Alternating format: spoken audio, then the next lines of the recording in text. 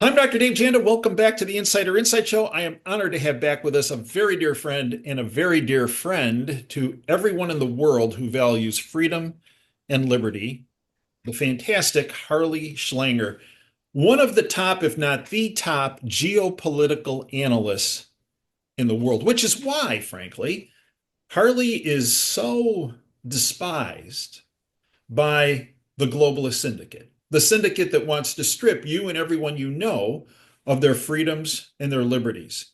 And Harley's track record is unparalleled. He's been a spokesman for the LaRouche organization since 1999. He's written extensively on, well, what the globalists don't want you to know about financial fraud going all the way back to the 1980s. He covered the effects of banking deregulation and its shift of the United States from a productive manufacturing economy to a speculative casino economy. And Harley has been interviewed across the world on radio programs and presentations ranging from financial fraud to reversing the crisis with a return to the true American system of physical economics. He also has lectured widely on these topics on campuses throughout the United States and throughout Europe. Harley's website, you can find him at, and he does a daily update, which is fantastic. LaRoucheOrganization.com. It's my privilege, honor, and pleasure to welcome back Harley Schlanger. Harley, welcome back. Thank you very much, Dave. I always enjoy our conversations. I do too, and so does our audience. So, Harley, I want to focus on what your take, what the globalist syndicate has up their sinister sleeves. And in particular, we're going to do around the world, but I also want to hit on domestically here in the United States. Harley, on your radar screen, where do you think the syndicate is focusing on to undermine freedom and liberty? And let's start here in the United States and then go around the world. Well, let's start with what has them upset. The most important development that's new is the move toward normalization of relations between the United States and Russia. And this is one thing which President Trump is doing that I wholly support. And the role of especially his special envoy Witkoff, the meetings with Putin, these are crucial because the problem is that the people who want to sabotage Trump don't want to have a positive relationship between the United States and Russia. And this goes back, well, 150 years. It goes back to the what was called the Great Game in Asia, that included the Crimean War in the 1850s. It included the fights in Afghanistan in the 1870s and 80s, the Opium War against China, two Opium Wars against China. And if you don't have a sense of history, Mhm. you can easily be convinced that Putin is evil and Russia is an enemy. But it's interesting that this is one area where President Trump is far ahead of the so-called policy analysts and geopoliticians in the State Department and the intelligentsia, because most of them are allied with the British doctrine of geopolitics, Mhm. which says you cannot allow Europe and Eurasia to be united. Now, why is this so important? Well, because the era of 500 years of colonial empires that are essentially European settler movements, that's gone. That period has ended. The global South is awakening. And this is a good thing. It's not a threat. They're looking at the United States, they're looking at Europe, and they're saying, what is it that they have that we don't have? Technology, Mhm. science, a credit system to be able to invest. And they were hoping that after World War II, the United States would do that. And that's what Eisenhower's Atoms for Peace was. Kennedy was doing that. But then, boom, Kennedy's assassinated, and the US shifted to a British model. Mhm. And the US is now, especially under Obama, Bush, and Biden, the central enforcer of this imperial system. And so there's a rebellion against it. Now, the original anti-colonial rebellion was the American Revolution. And when Trump started talking about sovereignty and regaining our national constitutional rights.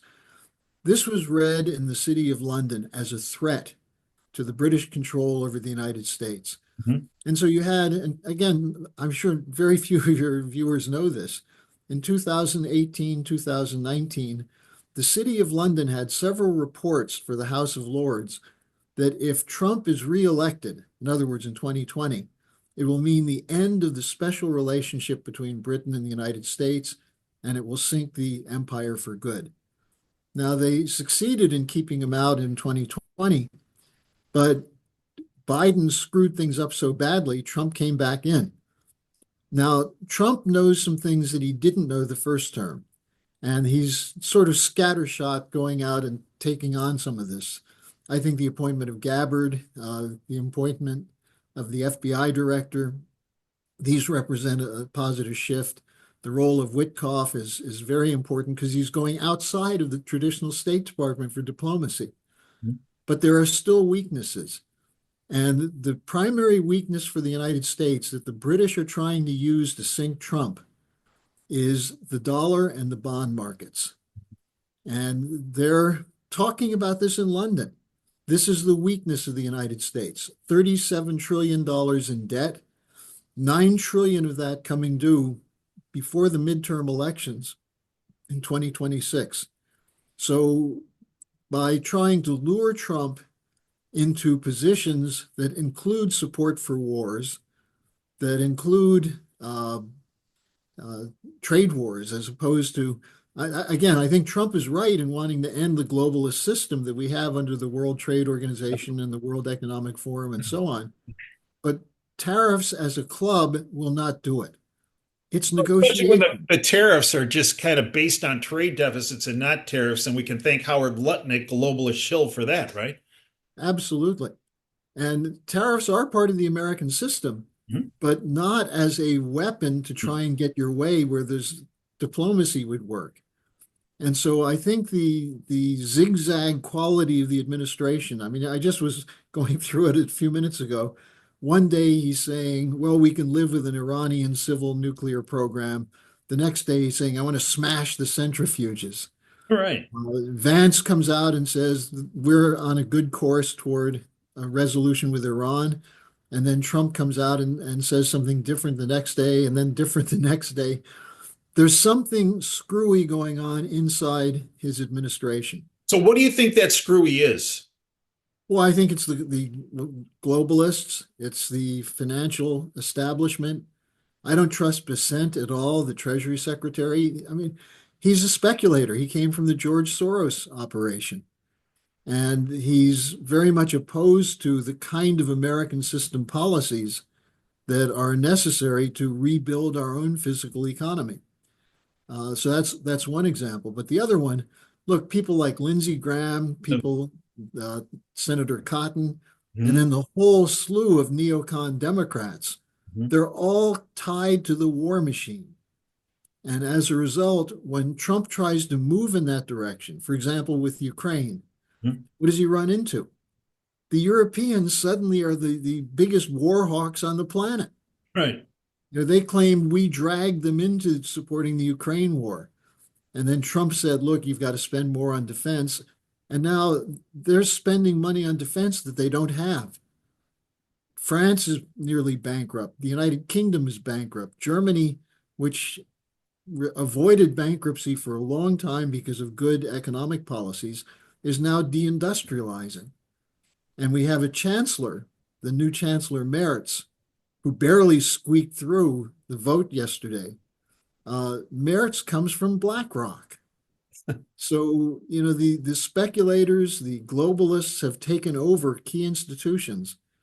And Trump needs to listen to what he said when he ran for president the second time as a candidate of peace. And, you know, it's interesting. Someone who, you know, I didn't give too much thought to in the past seems to be making a very good impression, and that's Marjorie Taylor Greene, Mhm. where she's been saying that she's speaking for MAGA, no more foreign wars. And this is an area where there's broad support from the population. But in Washington, If you're not for the wars, you Oh, get cut out of the money. right. So I think the thing we have to look at is that and I'll just say the other caveat with Trump is his policy toward the Middle East. And Hmm. that's changing. You know, he told Netanyahu, if you want to bomb Iran, do it yourself. Don't bring us in. He just made a deal with the Houthis in Yemen with the help of Iran. The Iranians told the Houthis, look, it would help us if you stopped attacking American ships. So they called up Trump and said, we'll stop attacking if you stop attacking us. And Trump said, okay, it's a good deal. So he has good instincts, but he's unfortunately compromised when it comes to the Zionist lobby, Miriam Adelson, the funds that he got from it. And I think he's probably had enough of Bibi Netanyahu that he's not going to listen to him. Hmm. But Netanyahu is prepared to launch a strike into Iran to force the United States to back them up. And that's to me the greatest danger right now. Well, Harley, you and I identified this cat, Mike Walls, long ago, right when he got nominated for National Security Advisor as being a problem. Now, the word I heard is the reason why he was recently terminated was not so much on the whole Signal fiasco, which was, anyone who can get an app, an app and then use it as a secure system. I mean, come Well, on. it's amateurish at best. Right. But I heard the reason why he was ultimately let go is Trump got wind that Waltz behind the curtain was communicating directly with Netanyahu about attacking Iran. Trump found out about it, and that's when he said, gone. Well, the Washington Post did a story on that, which, as far as I can tell, is accurate. The Yeah. Waltz met Yeah, with Netanyahu before Netanyahu went in to meet with Trump in the Oval Office. But Waltz has a long history of this. he does. In the early 2000s, he was the counterterrorism advisor to Dick Cheney. Now, do you think Trump doesn't know that? I mean, does he not remember how the Cheneys did everything they could to elect Harris over Right. Trump? Right. So why would he do something like that? I think this is where he has blind spots. He doesn't read the bottom line. He's not clear on what he's dealing with. And so you get someone like Waltz sneaking through. Lutnick, who you mentioned, is someone that can't be trusted. I wouldn't trust Marco Rubio for a minute. Rubio's overly ambitious. He's trying to make his own deals. He's got some people he's got to clean out of his own administration. But there are some positives. The move against USAID, for example, Right. that's a parallel intelligence operation that works on behalf of the globalist banks. So Mhm. moving against that was good, but that was partly Musk. And then there was all this pushback against Musk. And right now, the word is that Elon is still, Trump will talk to him, but he's not, doesn't have the position, the power that he had before. Now, some people see that as a good thing. I see it as a bad thing, Harley, where supposedly Musk is cutting back to 1 to 2 days a week. You know, having him wandering around the White House campus, I think was a really great thing just from the fact that it kept the globalist syndicate up at night because Elon's wandering around and they didn't have control over him. Am I reading this wrong?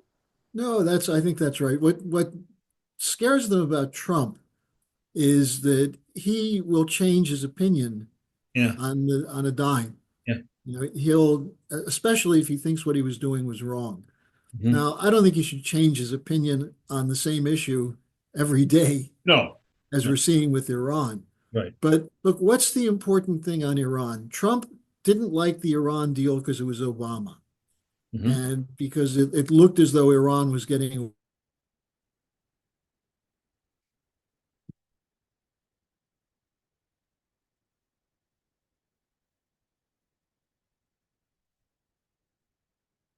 Harley?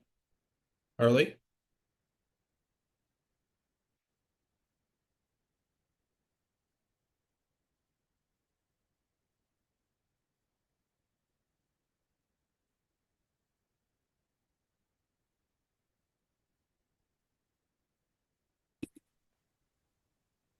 Well, we had a little bit of a disruption, courtesy of the. I guess I don't know, maybe some folks didn't like what Harley was talking about when he got to the Ayatollah. Go ahead, Harley, carry on. Well, what I'm saying is you don't have to depend on the word of the Ayatollah. And this is something that Scott Ritter has been very clear about, that if you send in the weapons inspectors, they'll do their job.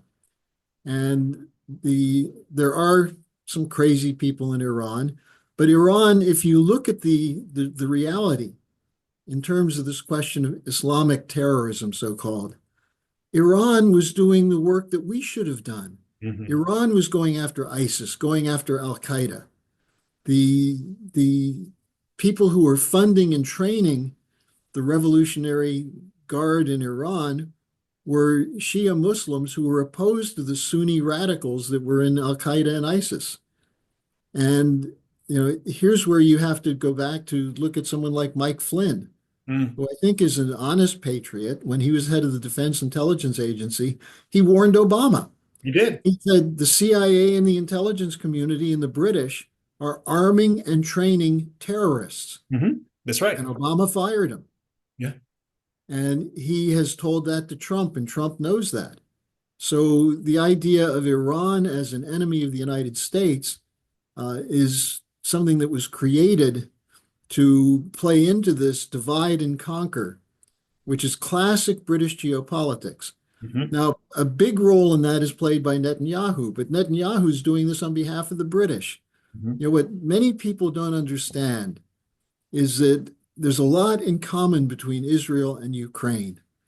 They're both countries that have been selected as weapons against the emergence of an alternative system to the unipolar world. Hmm. So Ukraine is being deployed against Russia. Israel is being deployed against Iran, against Egypt, against all the countries in that area. Now, the latest crisis is India, Pakistan. Right. Where does that come from? The British British. Empire. That's right.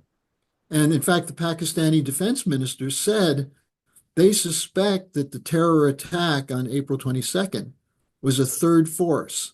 And they Ah, said, especially, they think it was MI6. Now, the Russians are saying the big problem in Europe is MI6 and the British. that's right. And, so if you track this, you have to scratch your head and ask, why did Trump make this big announcement today about the great deal he made with the United Kingdom, when in fact, we don't have a balance of trade deficit with the UK? No. So again, there's some bad advice going in there, maybe confusion on his part. And this is something that I think he has to get back to what he did in his 2016 campaign and what he did in the 2024 campaign. He won the elections because of his commitment, Yeah. not to America first, but his commitment to avoiding the kinds of wars that come from the Davos crowd, Mhm. City of London crowd, that have nothing to do with American security. In fact, our attack on Iran would be cheered on by the ISIS Al Qaeda forces, Absolutely. including the ones who now run Syria. Hmm. Hmm. So, to talk about a Libya option for Iran, or to hear Keir Starmer and Macron talk about a coalition of the willing, Yeah, as right. though people have forgotten history that was the term that Bush and Cheney used for the Iraq War. That's right. So, we have a lot of work to do to bring the American people up to snuff on history, because history does define a certain dynamic. Hmm. And the best character of the American people has been to look for ways to avoid wars. I think John Quincy Adams said it best when he said, we don't go looking around the rest of the world for monsters to fight. And that's the idea that I think Trump tapped into with the Make America Great Again. And speaking of history, Harley, May 8th, Ah, Victory Day, right?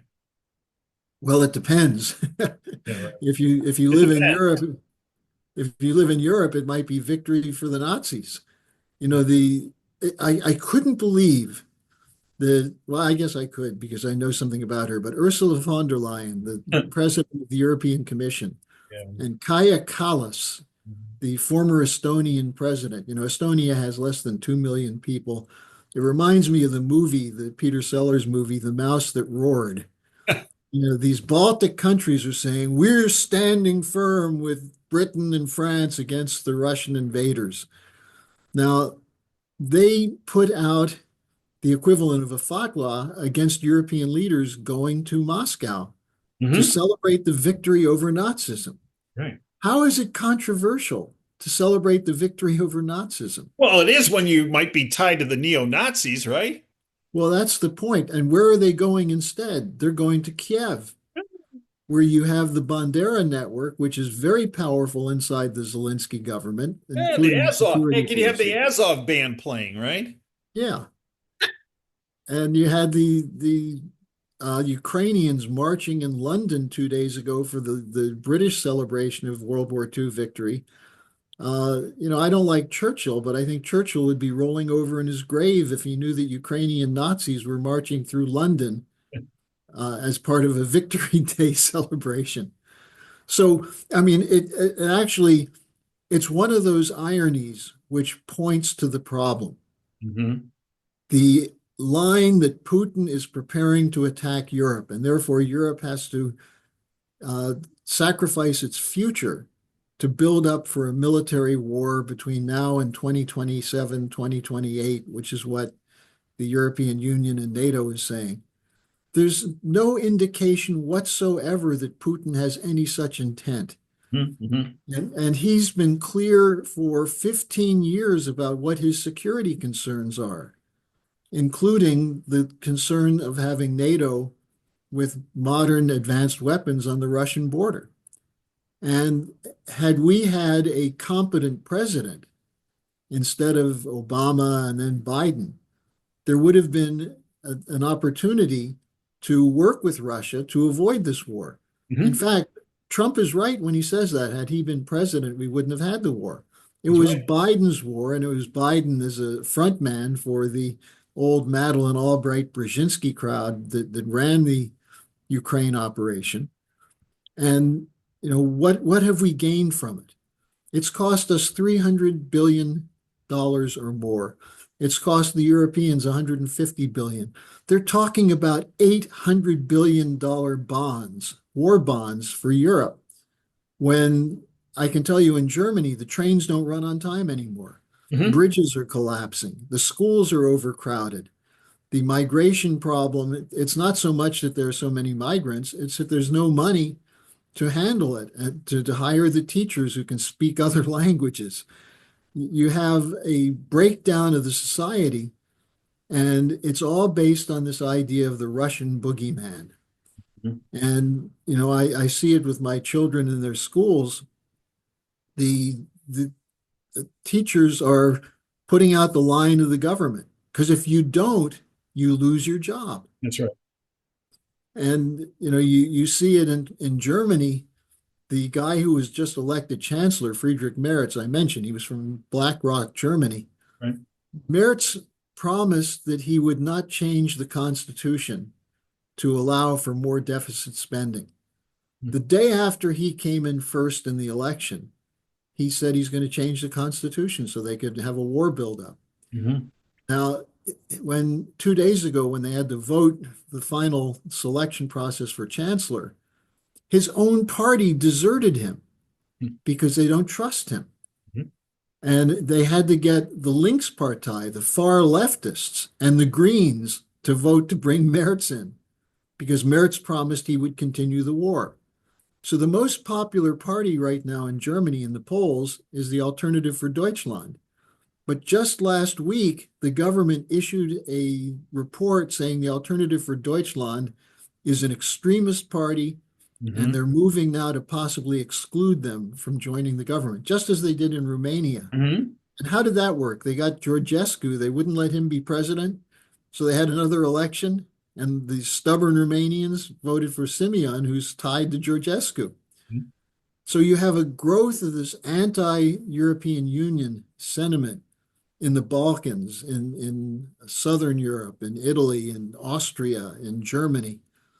The only place the European Union is popular is Scandinavia, France, and ironically, Britain, which is out of the European Union. So, Europe's going to go through some profound changes. What's needed is leadership from the United States. And it's my sincere hope that Trump will follow through with his decisions to sit down and meet with Putin and Mhm. also with Xi Jinping. Today, you mentioned the victory celebration tomorrow in Moscow. Mhm. Xi and Putin had a 2.5, 3 hour meeting. And what they discussed was the unification of the two countries as pro-sovereignty, pro committed to a new financial system that's not run through the private central banks, things that Americans would support if they knew about. Yeah, but they So, don't. no, People and don't. that's why there's censorship. Right. That's why all of a sudden our feeds get cut off, Harley. Yeah. So, Harley, let's conclude with this. Um, since President Trump took office, are you more hopeful or more concerned about where we are from a geopolitical standpoint worldwide? Well, I think the we're on in a very dangerous transition period. Yeah, we are. And you can see what's happening with India and Pakistan as Yeah, an example of that. right. Modi has been fairly good in terms of his collaboration with the Russians and the BRICS. The Pakistanis are part of the Shanghai Cooperation Organization. They're not opposed to what's being done, but you can always push the button there. The predominantly Muslim Pakistan and the predominantly Hindu India, uh, it's still the divide and conquer strategy of the British Empire. Now, what would happen if the Indian and Pakistani leaders got together and said, look, why are we having these fights? Right, right. Now, look, Blinken went to India 4 times to tell Modi, get out of the BRICS. And each time Modi said, don't come here telling us what to do. Right. We have a tradition that goes back to Nehru, to Mrs. Gandhi, the tradition of the non-aligned movement. The same thing was said by the South Africans. Mhm. So you have this emergence of the global South, and that's especially important because there's an incredible amount of raw material wealth in Africa and parts of Asia that would be needed for the kind of industrial renaissance that the world needs. Now, secondly, while the West is getting increasingly old, Africa is a very young continent, very hopeful and optimistic. They're setting up space programs in Ghana and Rwanda. They want to be involved in the future. They look at the American space program under Kennedy and say, that's what we want. We want our children to be scientists and engineers and doctors. So, in terms of the potential at the Schiller Institute, the LaRouche organization, we're very optimistic because we know that the old system can't continue. The total debt, the speculative bets that are on the books of banks can never be redeemed. Hmm. You can trade them and make money on the trades. And who makes the money on the trades? The billionaires. Mhm. While the rest of us end up getting taxed Mhm. to do the bailouts. Mhm. So if people knew that this was going on, the system could be put into bankruptcy reorganization. LaRouche had a document a number of years ago, his 4 laws, which basically explains how the American system could be used to reorganize the world economy. Mhm. So, and I'm involved in constant discussions with people from Africa, from the Middle East, from Europe, who recognize that the old system, the unipolar order, is dying, but they're not quite sure how to make the multipolar order work for them. And this is where we've got to clear out the dead wood. And by dead wood, I mean people who refuse to give up their power, the arrogance of people like Blinken and Sullivan and Hillary Clinton. That's our biggest problem. And a media that worships at their feet. Mhm. So to the extent we can get this message across, and what makes me optimistic, Dave, is I'll just give you an example. We're going to have a conference in New York City area, May 24th and 25th. Mhm. We're going to have as speakers an incredible list. Dmitry Trainin, who's an advisor to Putin, uh, Ray McGovern, Mhm. Larry Johnson, Chaz Freeman, Naledi Pandor, the former foreign minister of South Africa, and others who are going to come together to discuss how we can bring about this new multipolar system of mutual benefit as opposed to fronting for the speculators. And I think if people hear this and are exposed to these ideas and realize that was the greatness of America, the Hamiltonian credit system, the transcontinental railroad of Lincoln, the space mission that was set up under John Kennedy, Eisenhower standing up against the British in the Suez Crisis in 56. We have a rich tradition, and a lot of that tradition is in alliance with Russia. And so, we could use as an educational process the May 9th celebration, Mhm. but we can't because it's been outlawed by the Europeans. Fortunately, I will say in Washington, there was a march of what they call the Immortal Regiment, and Trump approved that. So, we see the potential. You look on the horizon and you see the potential, but the bad habits are there, and the bad habits are to think in terms of uh, identity politics, racial issues, gender issues, as opposed to one human race that has a potential for a win-win approach. And that was what LaRouche dedicated his life to. I've Mhm. dedicated my life to that. I hope I'm a good spokesman for it, and I'm always available to talk to people. So, when you ask the question, is the glass half empty or half full? Well, we got to keep filling it. That's right. And Harley, last question. What's the best method of each and every one of our listeners to help fill that glass? What can they do?